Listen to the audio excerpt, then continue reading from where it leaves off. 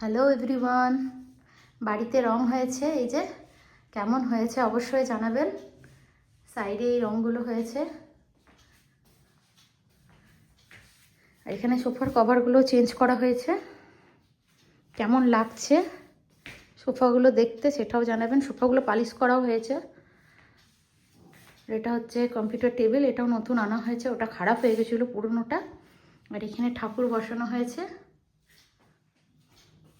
কেমন লাগছে অবশ্যই জানাবেন।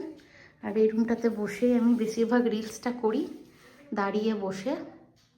তো এই দেওয়ালে এই প্রিন্টটা কেমন লাগছে অবশ্যই জানাবেন। পরের ঘরগুলো আবার দেখাবো। নিচটাই রং হয়েছে, উপরে রঙগুলো ভালো আছে বলে আর করা হয়নি, তাই নিচেই রং হয়েছে। এই যে আমাদের ডাইনিংটা, এই কালারটা করা হয়েছে, একদিকে হালকা একদিকে ডার্ক। ডাইনিংটার কালার করা হয়েছে। ডাইনিংয়ে কিছু কাজ করা হয়নি। আর এটা হয়েছে আমাদের ঠাকুর ঘর, সেম কালারই হয়েছে।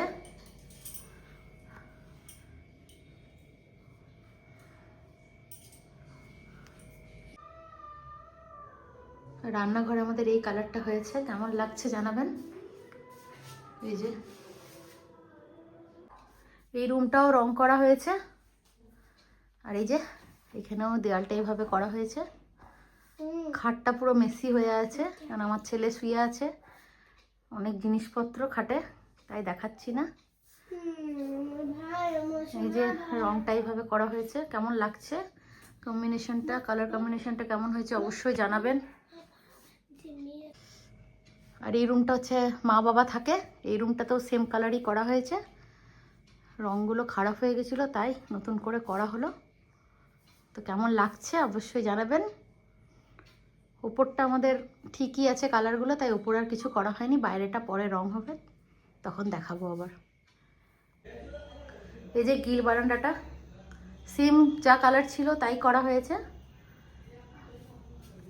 কারণ কালার চেঞ্জ করতে গেলে অনেক ঝামেলা, তাই এখনও দরজাগুলো রং করা বাকি, বাইরেটা রং করা বাকি।